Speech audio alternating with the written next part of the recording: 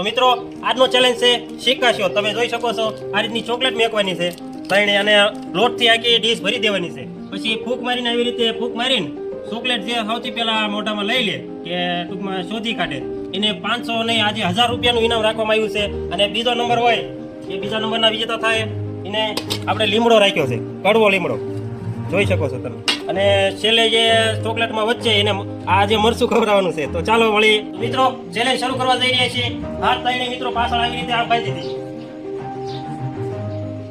અને મોઢેથી આવી રીતના ફૂંક મારવાની અને લોટ ઉડાડવાનો છે. ચોકલેટ સૌથી પહેલા લેશે મોઢામાં એને 1000 રૂપિયા ઇનામ આપવાનું છે. અને પાછળના નિયમો તો તમે જાણો છો. તો ચાલો ચેલેન્જ શરૂ કરવા જઈ રહ્યા છીએ. 3, 2, 1 સ્ટાર્ટ. કોંગ્રેચ્યુલેશન રોહિતભાઈ. બીજો નંબર છે ઉદયભાઈ. ત્રીજો નંબર આવ્યો છે વિશાલભાઈ નો. ચાલો